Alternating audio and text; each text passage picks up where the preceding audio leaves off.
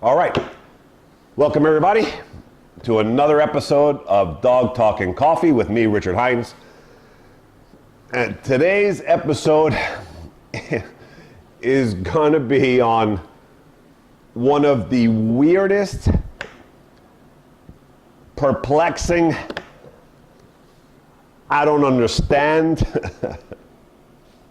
commands that's been built in to the dog training society, mostly the positive movement, and which makes no sense whatsoever if you understand anything about training dogs, right? The look at me command. Look at me. Look at me. Pay attention to me. Oh, he gave me a glance, which was actually pretty good, but I don't exactly have as much focus as I'd like, and this is what I suspected. Look at me. Good boy. Read, and then hope that he's going to pay attention to me. If your dog won't pay attention to you here, right in front of your house, well, there's a little tension here. I don't really like that too much, so I'm going to try and get his attention on me rather than the environment that he's trying to pull towards. Up here. See, a little bit more challenging now. This is normal because, just a few feet away from the house is a completely new environment to many dogs, and he wants to get... It is the craziest, weirdest thing I've ever seen in my life if you understand anything about dog training and the way dogs work. What is the look at me command based on? What is the purpose of it? Why do these trainers use it and teach it? So it's really, to me, what I consider a Band-Aid effect. You always see it being used when a dog has reactionary behavior towards anything in its environment. This issue, obviously, but this is where you start. Your next step is getting him to glance up at you and reward him as much as you can for doing that. There's a car coming right now, so I'm going to try and be one step ahead and get his attention. Come here. Brutus, come here. Yes, good. Come on. Brutus. Brutus, this way. Come on. Come on, this way. Nope. Come on. Okay, that didn't go so well. So my task next time is to be more interesting than I was that time, or to create distance between us and the moving car if possible. Come on, this way, come on. Brutus, yes, good. Good boy. He looked at me. He just glanced at me when that car was driving by.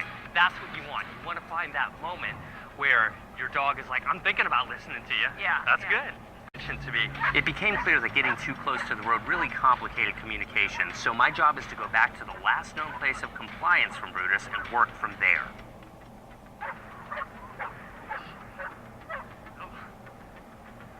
If your dog won't take treats, you need to create distance. You can't be in front of a heavy distraction. If they're like, I care more about that distraction than this issue, obviously, but this is where you start. Your next step is getting him to glance up at you and reward him as much as you can for doing that. Right? Examples. Here, the dog wants a squirrel. And so it doesn't look at the squirrel and want the squirrel. We go, look at me. Right? And we have the dog turn and look away from the animal and look at our face and give it a treat for not looking at the squirrel and looking at us. So let's head on out to the park and see how things go there. And now we're here in this crazy, distracting environment. Let's give Bentley some time to get comfortable and sniff around before we ask him to pay attention to me. Training. Look at all these birds around here, and look, he doesn't even want to eat that. If you're doing leash training and your dog won't take a treat, like I got a big old handful of turkey right here, and you can see how Bentley doesn't even want it because the smells are overwhelming, the sights, the sounds, all of that. So look at me. Look at me. Pay attention to me. Or dog reaction, right? Reactivity towards dogs. He's pulling towards two other dogs over here. What I'm going to do is I'm going to come back over here. Come on. No, ma'am. Let's go. Come on. Over here. Sit. See this? Do you see how she won't take the treats right here? That's because she is so focused on these dogs that are walking right now. I can't even push the chicken in her mouth because she wants to get to those dogs over there. I need to get her attention on me. So my goal is to create distance away from the distraction. So I'm going to go that way right now and get away from those other dogs. That's the thing. Come on. Come on. Over here. Come on. It's okay. And she's got a really high-pitched squealer. Come on. Yes. Yes. Well, almost. Got to go farther. So I'm still not far enough away from the distraction. I got to keep going. Now I'm going to test for compliance over here. Sit. No. Still don't have it. Just as examples, right? Dogs who are well trained don't ever need to look at our faces. No matter what they're doing, how high level of state they're in, when the training is done to a high level and elite level, and when I say that, I mean that those levels really mean that a dog is trained, right? They're trained. They're fluent in their understanding of training. So, give you a few examples. Here, just one of, here's a dog. That day that I just started that was crazy and could not be controlled, the owner never walked the dog anymore. Because it sees a dog, it goes out of its mind.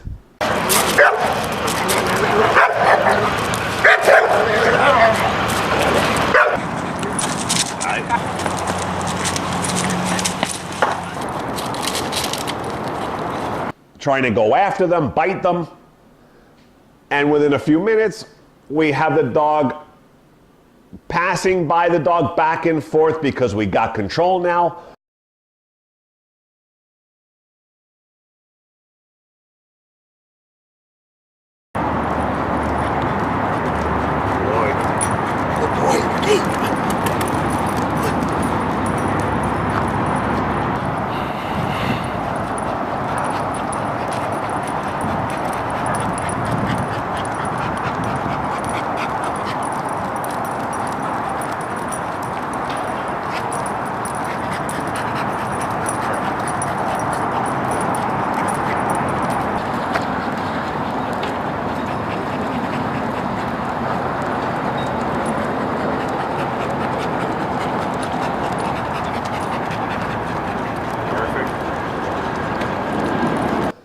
And we don't mind the dog looks at the dog, right? We pass, we never avoid looking at the other dog. Look at it, right? But because we just taught you how to behave in life, we don't need to teach you avoidance. I want you to see the dog coming. I want you to be able to look at the dog that you were blowing up at all out of your crazy head at, right? And now learn to be controlled, passive by yourself without any help from owner, handler, that I need to tell you, hey, look at me, so that when we pass this dog, you don't go crazy, right? Here, obvious. You see the blowing up, a few minutes later, teaching him how to walk properly, walking next to us, and the dog was blowing up it perfectly, going back and forth past, and no crazy, and we're not trying to take the dog's attention off of that dog, right? We're teaching it, you're gonna see a million dogs in life and I don't want you blowing up at any of anymore, but I don't care what you do. You don't have to look at me. I don't mind you look at the dogs. Just don't have a crazy moment. So we never redirect a dog's attention off of what it wants, right? To be able to focus. It must learn how to go through what drives it crazy without our help and redirecting the dog's attention to us.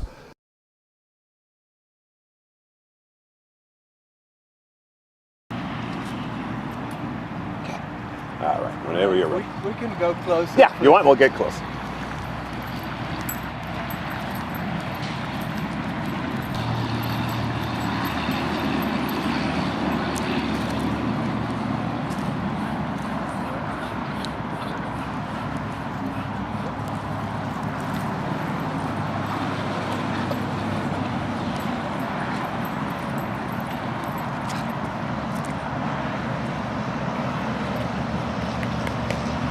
Then you know you really did it. You have it trained. You fixed it. You did not put a Band-Aid on it if the dog can't walk past dogs and go, ah, sit, look at me, right? That is just absurd. Now here, I'm gonna just throw some other scenarios as a little bit of a, so here you're gonna see this Doberman. One of my clients, we're like 50 yards back, right? The owner doesn't mind, he goes and chases ducks and has a good time. So here you'll see him chase ducks, they all fly to the water.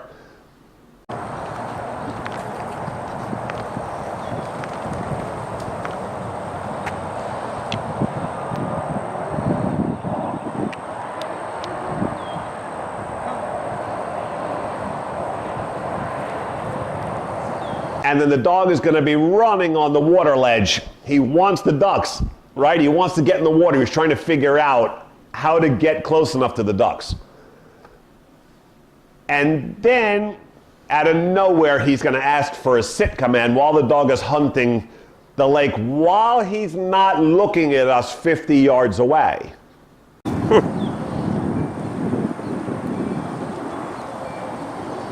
video there, right? I don't think so. You don't think so? No, I don't know. I mean, I walk here all the time. I don't think so.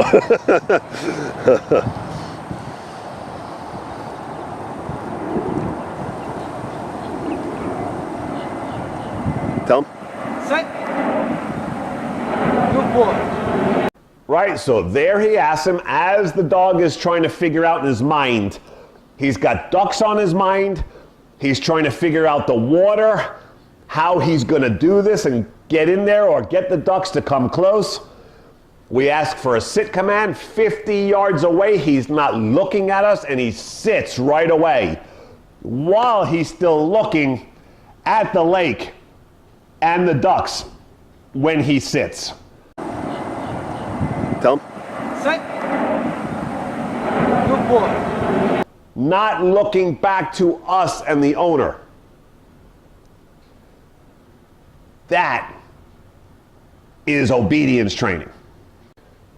Here, highest state of a mind being somewhere else in chaos, right?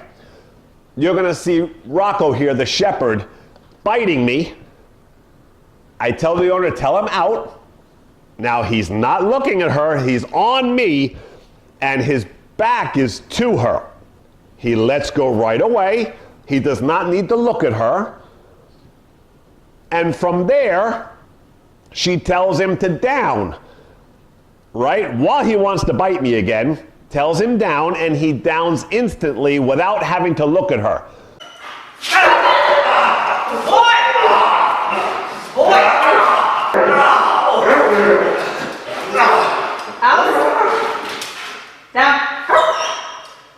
She's behind him and his mind is on me and he can't see her, so he outs out of aggression, he downs at her.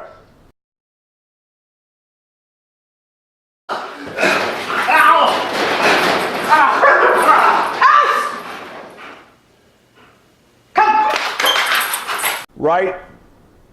This is high-level dogs, right?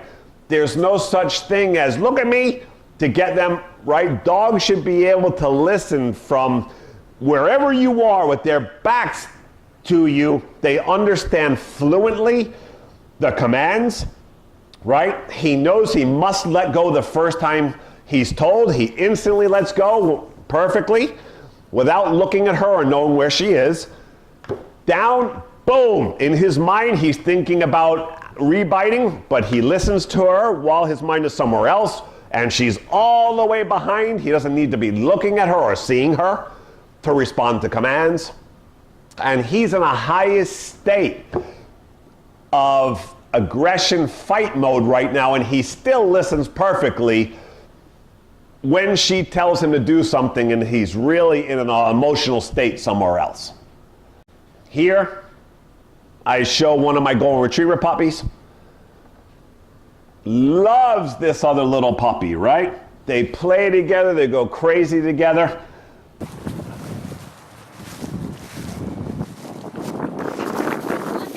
That's okay.